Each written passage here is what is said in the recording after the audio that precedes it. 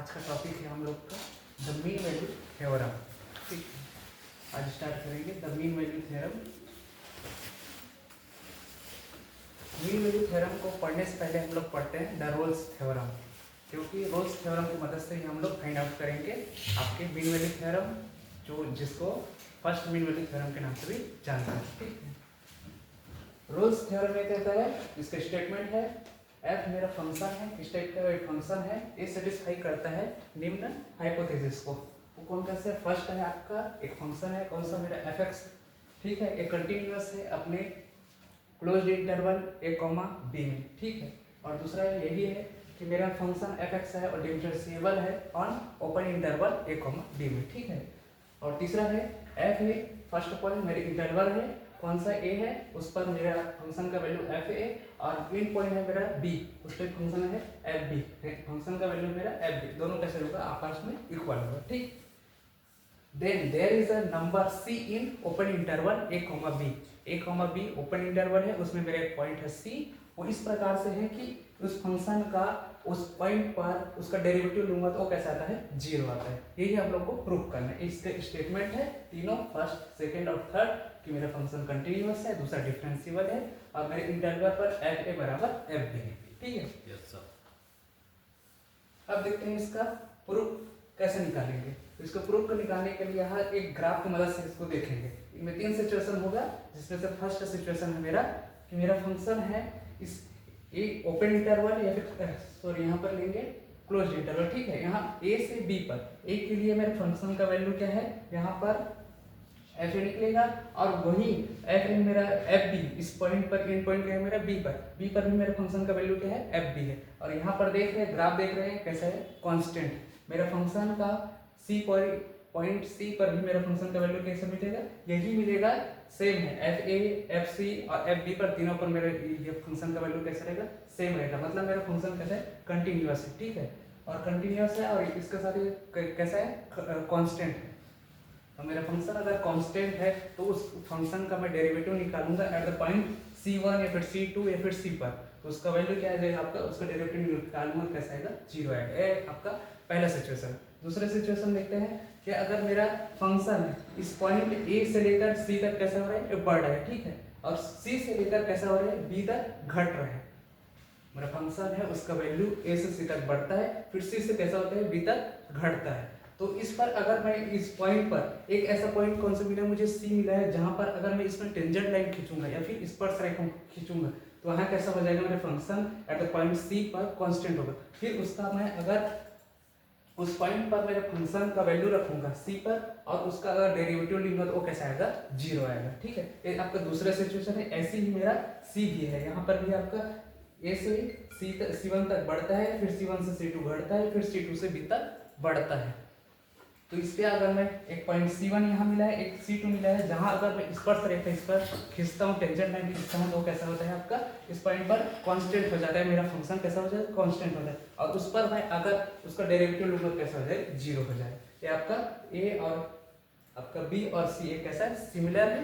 ये दूसरा सिचुएशन है। और तीसरा सिचुएशन देखते हैं, मेरा फंक्शन को पॉइंट A से लेकर C तक कैसा हो रहा है? मेरा ग्राफ घट रहा है, फिर C से वही B तक ऐसा बढ़ता है, और यहाँ एक पॉइंट मिला है, कौन सा? C, जिस पर मैं अगर टेंजेंट लाइन स्पर्शरेखा अगर खींचूंगा तो उसका कैसा हो रहा है? एक कांस्टेंट यहीं पर मिलेगा मुझे। इसका डेरिवेटिव लूंगा, क्या होगा? एट द पॉइंट C पर मेरा फंक्शन का डेरिवेटिव लूंगा तो वो कैसा आएगा?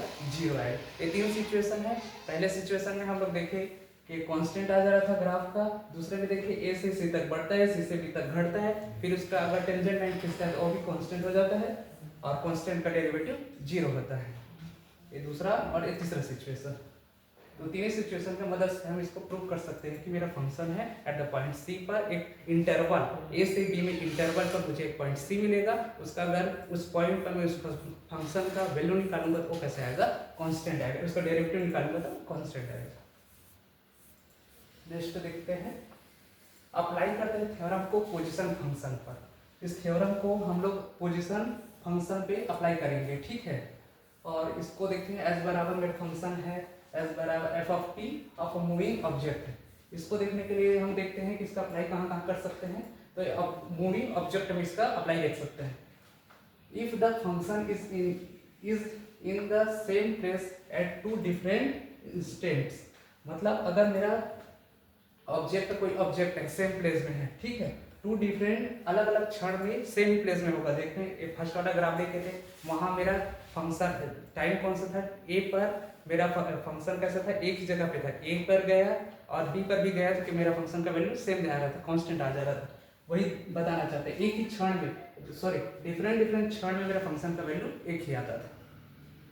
और एक और देख सकते हैं, इसका अप्लाई देख सकते हैं, theorem states that there is some instants time t बराबर c between a and p when f dash c बराबर 0, that is the velocity is 0। इसका कहने का तात्पर्य है, अगर मेरा टाइम c पर इंटरवल है a और b, ठीक है, उसमें एक पॉइंट है कि सर मेरा c है, ठीक है, तो उस पॉइंट पे कैसा हो रहा है, वेलोसिटी कैसा हो जाता है 0, मतलब उसका स्पीड कैसा होगा, एक पॉइंट मिलेगा जहां उसका स्पीड कैसा हो जाएगा, 0 हो जाएगा, ठीक है, 0 नहीं होगा, कांस्टेंट हो जाएगा, ठीक है। और तीसरा है, in particular you can see that this is true when a ball is throw directly throw. इसको कैसे समझ सकते हैं, डायरेक्ट अगर किसी चीज को हम ऊपर की ओर फेंकते हैं तो ये वाला ग्राफ की मदद से समझ सकते हैं उसको। किसी चीज को अगर इसको मैं ऐसे ही फेंकूंगा, एक पैरेलल फेंका है, इसको हम अप के साइड फेंकेंगे तो वहां पर मेरा पॉइंट ए के लिए, पॉइंट सी के लिए, पॉइंट C2 के लिए, पॉइंट B के लिए कैसा मिलेगा, मेरा फंक्शन का वैल्यू एक ही मिलेगा, मतलब वो कांस्टेंट हो जाए। और कांस्टेंट का अगर डेरिवेटिव निकालते हैं तो कैसे हो जाते हैं, 0 हो जाते हैं।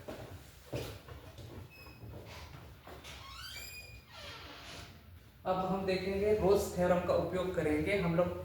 मेन इसका यूज हम कहाँ करेंगे, Lagrange theorem, Lagrange mean value theorem, इसको फर्स्ट मीन वैल्यू थ्योरम के भी नाम से जाना जाता है, इसमें यूज करेंगे। देखते हैं लैग्रांज थ्योरम, ठीक है, मेरा फंक्शन है वो फुलफिल करता है टू हाइपोथेसिस को। वैल्यू थ्योरम ये कैसे करता है, मेरा फंक्शन कैसे करता है, फुलफिल करता है टू हाइपोथेसिस को। पहला है मेरा फंक्शन है जो f(x) है सेम किसके जैसे है, रोल्स थ्योरम के जैसा, ठीक है। इसमें दो स्टेटमेंट, जो मेरा पहला और दूसरा हाइपोथेसिस है वो सेम रोल्स थ्योरम जैसा है। इसमें क्या है, मेरा फंक्शन है वो कंटिन्यूअस है कहाँ, क्लोज्ड इंटरवल a, b पे, और दूसरा है मेरा फंक्शन यही है डिफरेंशिएबल का है ओपन इंटरवल a, b पे। Then there is a number c, मेरा एक नंबर c है वो कहाँ है, ओपन इंटरवल a, b के बीच में कहीं ना कहीं होगा। वो कैसा होगा, फंक्शन है उसका एट द रेट पॉइंट कौन सा c पर, उसका अगर डेरिवेटिव निकालता हूं तो वो कैसा रहता है, fb माइनस f है अपॉन b माइनस x। इस चीज को हम लोग प्रूफ करके देखेंगे, ठीक है। इसको आप फिगर की मदद से देखते हैं, एक मेरा एक फर्स्ट टाइप का है और सेकंड टाइप का, ठीक है, दोनों एक टाइप का है। इसमें क्या है, फर्स्ट टाइप में देखना है कि एक मेरा पॉइंट है a f ऑफ a और b है मेरा b f ऑफ b, ठीक है। इसमें क्या हो रहा है, a से लेकर c तक कैसे बढ़ता है, c से लेकर b तक कैसे घटता है। इस बीच में मुझे एक पॉइंट कौन सा मिला है, p मिला है, जिसका वैल्यू है अपना, वो पॉइंट कौन सा है, c f ऑफ c, ठीक है। इस पॉइंट पर अगर मैं टेंजेंट लाइन खींचता हूँ तो एक स्पर्श रेखा खींचता हूँ, वो कैसा होगा, a और b से होकर जाने वाली रेखा कौन सी है मेरी, a और b, एक इसे सेकंड लाइन भी कहते हैं, a और b है। ये कैसा है, ये दोनों आपस में कैसे है, समांतर है, ठीक है, पैरेलल है ये। तो इस पर जो a और b से होकर जाने वाली रेखा और मैंने जो खींचा हुआ टेंजेंट लाइन कैसा है, सेम है, ठीक है। और दूसरा इसको ये वाले ग्राफ की मदद से देख सकते हैं, a और b है, a से c1 तक बढ़ता है मेरा ग्राफ, फिर c1 से लेकर c2 तक घटता है, c2 से b तक बढ़ता है। तो यहाँ एक टॉप में, यहाँ c1 एक पॉइंट है, यहाँ स्पर्श रेखा यहाँ खींचेंगे, और यहाँ एक c2 है, यहाँ पर स्पर्श रेखा खींचेंगे। एक इसके आपके सेम कैसा है, a और b पर जो सेकंड लाइन है जो a और b से होकर जाता है रेखा, उसके कैसे सिमिलर है या फिर सेम है। तो मेरा f dash और c is the slope of the tangent line at c f of c, ठीक है। तो ये कैसा है करके बोल रहा है, मेरा जो p पॉइंट कौन सा है, c f over c है, on the graph where the slope of the tangent line is the, tangent line जो खींचा हूं p पर, c f of c, ये वाला पॉइंट है मेरा P, उसका slope of tangent line is the same as the slope of the second line एक A और B, ठीक है। इसमें जो सेकंड लाइन खींचा हूँ जो A और B से होकर जाता है, और एक O लाइन और इस टेंजेंट लाइन जो O कैसा है आपका सेम, और यहीं से आपका हम लोग को प्रूफ हो जाता है। इसमें निकालते हैं टेन का निकालते हैं, यहाँ टेंजेंट निकालते हैं, और दूसरा एक सेकंड लाइन का इक्वेशन निकालते हैं। इन दोनों को आपस में इक्वल करेंगे तो हम लोग का बन जाता है, ये वाला बन जाता है G डैश या फिर F dash C over FB minus FA upon B minus A। इसमें क्या होता है, एक फंक्शन लेते हैं, कौन सा Gx लेते हैं, और with the line going through the end point A f of A, और B है मेरा B f ऑफ B, ठीक है। यहाँ पर Gx है मेरा कैसा है, FB माइनस FA, FB यहाँ पर है, सॉरी FB यहाँ पर FB minus FA upon B minus A, ठीक है। और इसका डेरिवेटिव लिए तो यही होगा, फिर ये होगा आपका for all x between A and B G is continuous and differentiable होगा। कहाँ A और B के बीच में मेरा फंक्शन कौन सा है, Gx है, वो कैसे होगा, कंटिन्यूअस एंड डिफरेंशिएबल, ठीक है। तो एक फंक्शन कौन सा लिए, hx लिए है, और इसके किसके इक्वल है, fx माइनस gx के, ठीक है, for closed interval a comma b में। तो मेरा hx है वो सेटिस्फाई करता है रोल्स थ्योरम के हाइपोथेसिस को।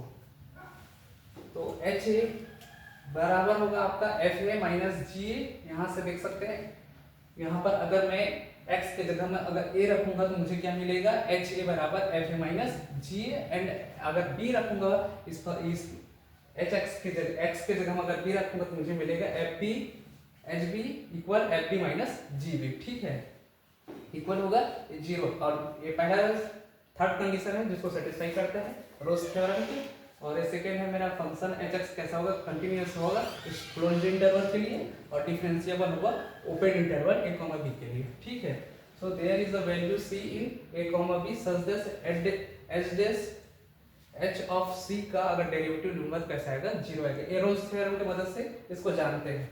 तो बस कुछ नहीं करना है, दोनों को इक्वल बस करते हैं, ये वाला x के जगह हम c पुट करेंगे, और यहाँ h डैश c का दोनों को यूज करके दोनों को इक्वल करेंगे, वही करेंगे। h डैश c का इक्वल 0 और h dash over c equal f dash c minus g dash c, और यहाँ क्या करेंगे, ये दोनों को इक्वल करेंगे, ए वाला और ए वाला, फिर आपका होगा f dash c equal g dash c, ये दोनों इक्वल होगा, और ये किसके इक्वल है, अगर c पुट करूंगा तो मुझे क्या मिलेगा, fb minus fa upon b minus a। ये हम लोग का थ्योरम में प्रूफ हो गया, ये लैग्रांज मीन वैल्यू थ्योरम, इसको फर्स्ट मीन वैल्यू थ्योरम के नाम से भी जानते हैं। इनका एग्जांपल देखते हैं। मीन वैल्यू थ्योरम का एक एग्जांपल है, मेरा फंक्शन कैसा है, x³ माइनस x, और a कहाँ है मेरा, एक इंटरवल है 0,2 से लेकर a बराबर 0 और b बराबर 2, ठीक है। तो a है मेरा इंटरवल 0 से 2 तक।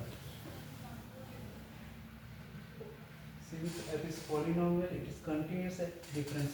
तो ये यहाँ देखते हैं कि एक पॉलिनोमियल है, पॉलिनोमियल कैसा होता है आपका, कंटिन्यूअस और डिफरेंशिएबल दोनों होता है। कौन से पॉइंट पर, for all x, so it is certainly continuous. जब x के हर एक वैल्यू के लिए पॉलिनोमियल कैसा है मेरा, ऑल x के लिए कंटिन्यूअस एंड डिफरेंशिएबल है, तो इस क्लोज्ड इंटरवल 0,2 से लेकर हर एक पॉइंट पर कैसा होगा मेरा, कंटिन्यूअस एंड डिफरेंशिएबल होगा।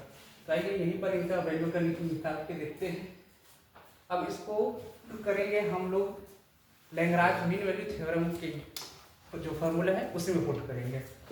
जहाँ मेरा इंटरवल है मेरा 0,2, यहाँ a 0 के इक्वल है और b 2 के इक्वल है, तो वही हमारे जो थ्योरम का जो लैग्रांज मीन वैल्यू थ्योरम का जो फॉर्मूला है उसी में रखते हैं। f डैश c बराबर होता है fb minus fa upon b minus x, b के जगह में मेरा 2 है और a के जगह मेरा 0 है। अब यहाँ से हम लोग फाइंड आउट करेंगे f2 और f0। इसको अगर मैं इस फंक्शन में x के जगह में अगर 2 रखूंगा तो मुझे क्या मिलेगा, 6 मिलेगा, और अगर x के जगह में अगर 0 रखता हूँ तो मुझे इस फंक्शन की मदद से क्या मिलेगा, वैल्यू 0 मिलता है। वही रखा हूँ 6 माइनस 0 अपॉन b, तो मेरा था b था 2 और a था मेरा 0, वहीं से निकला है मेरा f डैश c के इक्वल मिला है मुझे 3। और यहाँ पर इस फंक्शन में अगर x के जगह में c रखता हूँ तो इधर a होता है, और यहाँ से हम लोग c का वैल्यू निकालते हैं, और सी का वैल्यू अगर देखते हैं तो कितना आ रहा है 1.15, मतलब यही है कि एक इसके मिड में है, आपके किसके बीच में है, ये 0,2 के बीच में आता है। यही बताता है लैग्रांज मीन वैल्यू थ्योरम की कहीं ना कहीं एक पॉइंट ऐसा मिलेगा जहाँ मेरा फंक्शन कैसा हो जाएगा, कांस्टेंट हो जाएगा। ठीक है।